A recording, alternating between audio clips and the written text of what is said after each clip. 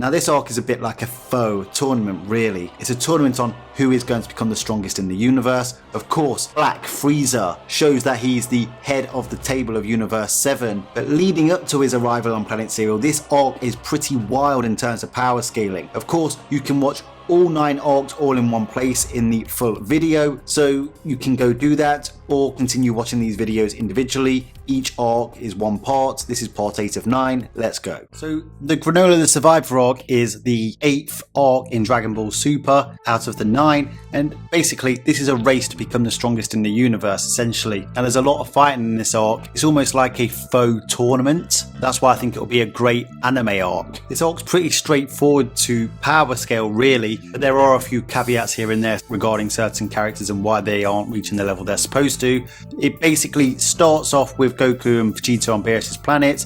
Goku can now use perfected Ultra Instinct at will. He's getting his ass handed to him by Whis, but I think we all knew that would have happened anyway. Vegeta and Beerus are talking. Beerus takes Vegeta off to train essentially, and essentially this was the moment we really learned that Hakai was another godly technique that could actually rival the angel technique of Ultra Instinct. Beerus destroyed a planet. Vegeta was absolutely in awe of that power and said he wants that power because his objective was to surpass Ultra Instinct Goku.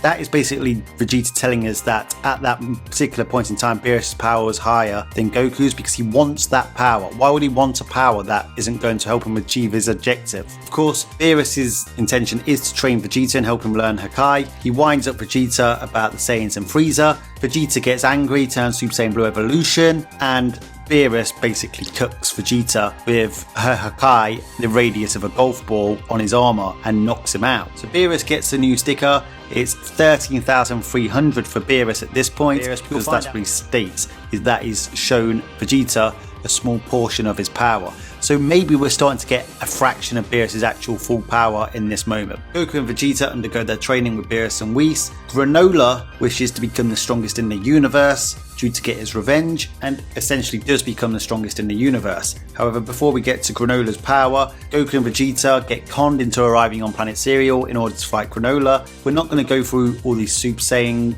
Golden Haired states and Super Saiyan God states, or even just regular Super Saiyan Blue. I'm going to start off with Super Saiyan Blue UI. So that is Goku using Super Saiyan Blue and Ultra Instinct at the same time. This is nowhere near as powerful as Saiyan or Silver-haired Ultra Instinct, but it does give him huge speed boosts on top of his blue speed, as well as some dodge hacks. Now I've scored this version of Goku at 12,400. He's got 2 pluses because of what I just said. He has increased speed as well as increased reaction times due to mastery of self-movement. I do not think he has surpassed his Ultra Instinct state from against Moro, however. Let me know if you disagree down in the comment section. However, we find out eventually that Goku needs complete Ultra Instinct for this, and the moment he turns into Ultra Instinct, he completely dominates Granola. So I'm giving Ultra Instinct Goku in this case 12,900 to mark the fact that he has essentially trained with Whis on Beerus' planet for a while now, and slightly gone up that ladder of Ultra Instinct that Whis talks about in chapter 68. Goku's absolutely finessing Granola, however we eventually learn that this Granola is actually just a clone version of Granola and is really just a portion of Granola's power.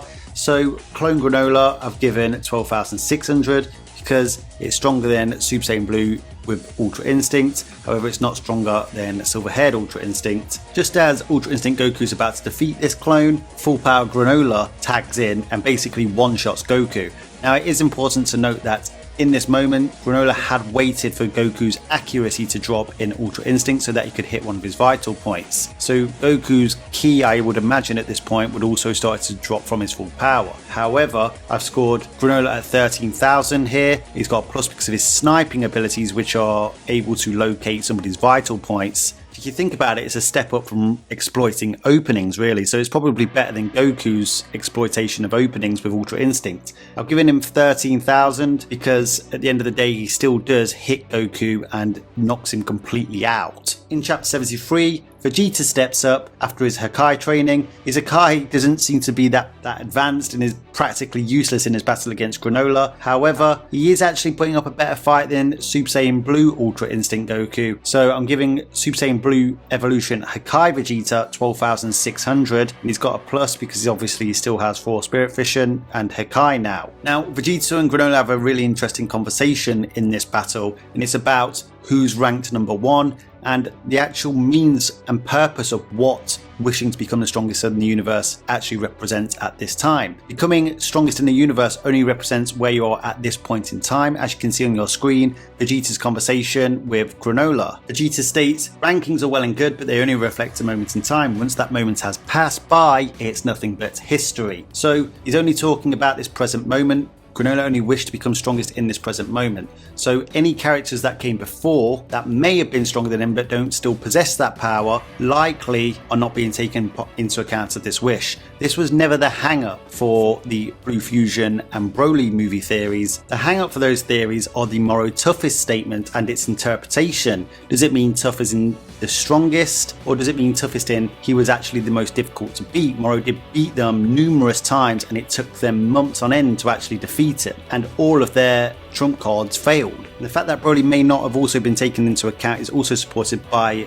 Victor Uchida, who mentioned in an interview that Goku, post Moro arc, beginning of Granola arc, hadn't surpassed Broly yet, likely referring to Broly as his strongest, not his current base self. So like I said, the strongest in the universe and the wish only makes you the strongest in the universe at this point, and it changes a lot during this arc, because that version of Granola helps Vegeta unlock Ultra Ego, where Vegeta can actually now use Hakai to a really high degree. So Ultra Ego batters this version of Granola at full power, forcing Granola to actually power up again himself. So I've given Ultra Ego Vegeta 13,100. Now he's got a plus and a minus, and these are basically part of a double-edged sword, because his plus is for the fact that if he takes damage, he gets stronger. The minus is because he has to take damage. He's essentially a punch bag, and if he takes too much damage, he eventually loses. After frolicking full power Granola however unlocks his second eye. So we've got unlocked Granola now, who actually has just got some power up, and he overpowers Ultra Ego Vegeta, so I've given him 13,200. Unfortunately for him, Alec has just wished for his brother Gas to become the strongest in the universe, superseding Granola's wish. So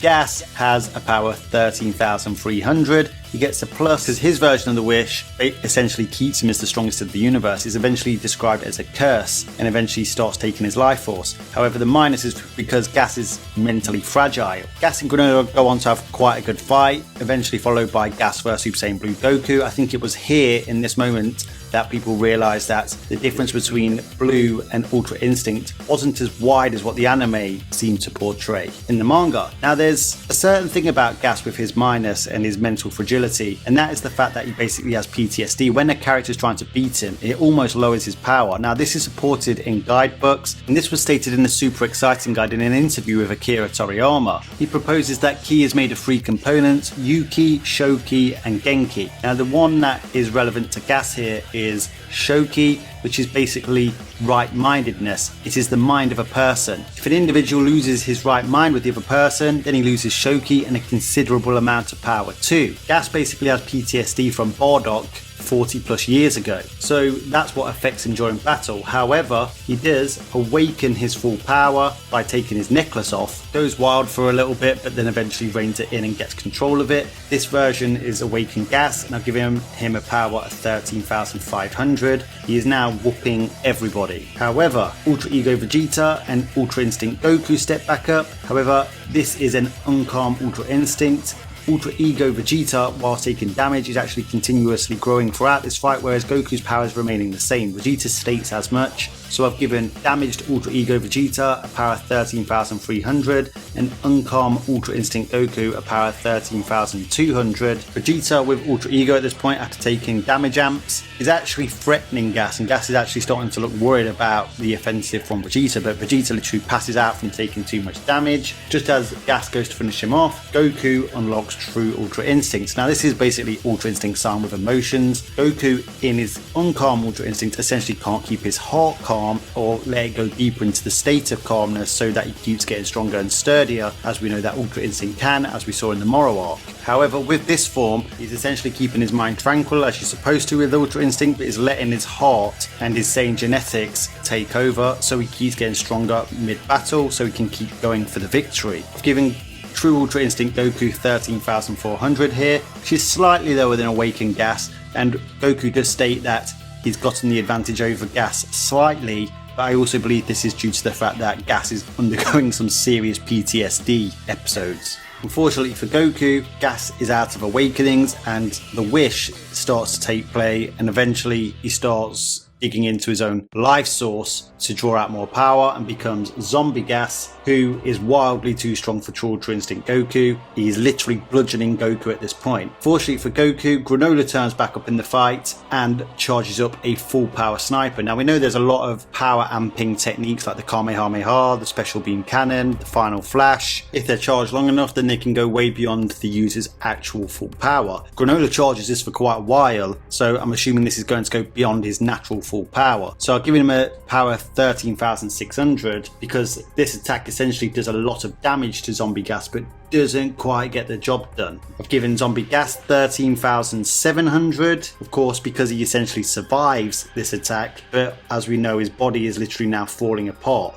So I've actually given him a minus because whilst he does have an incredible level of raw power, his body is basically getting chunked off by attacks from Goku and Vegeta despite them being weaker than him. Of course, we eventually find out in chapter 87 that the wish to make Gas the strongest in the universe did include somebody who was out of universe at that time, and that was Frieza, who was in a hyperbolic time chamber for 10 years training to uncover power that was even greater than Goku and Vegeta. He one-shots Gas into oblivion basically, and then rails Ultra Ego Vegeta and True Ultra Instinct Goku at the same damn time. So I've given Black Frieza 14,000, take him into that next tier. Now I know the Broly movie theorists will say that he didn't surpass Broly, however he does state that he trained to surpass Saiyans and Broly is one of those Saiyans, so he would have took Broly's power level into account. He would have been able to sense how powerful he was when fighting against Gogeta. However, I think it is important to note it's likely Frieza wouldn't have been able to sense Gogeta's power, so he may not have surpassed Gogeta. He may have made a good guess. Regardless, he's at the level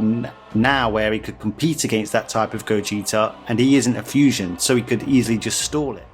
So to conclude, I think it's pretty obvious that Black Frieza is the strongest character in Granolah the Survivor arc. Now Frieza has made it into the 14,000 range. He's a level beyond what Goku, Vegeta, Gas and Granolah were. By making it up to that next tier, he could be multiple times stronger than them, and I believe I'm lowballing Black Frieza in this moment, but remember, I'm following traditional power scaling rules. He isn't that far behind full power Beerus, and obviously there was a Jump magazine saying he's close to the God of Destruction. As I've said before in many videos, Beerus has a whole plethora of techniques. Even if Frieza was at his level, Beerus likely would still win. Beerus is a joke. But as you can see on the bar chart, Black Frieza tops the non-fused mortals and even tops the fused mortals with the Moro toughest statement, meaning Moro was the strongest. Anyway guys, the contentious points in this arc I imagine will be scaling True Ultra Instinct Goku slightly below Awakened Gas, but I do believe Gas is suffering PTSD, and we know that warriors lose a portion of their power, so they're only fighting at a fraction of their power when they haven't got the right mindset, as supported by Toyotaro and the Super Exciting guides.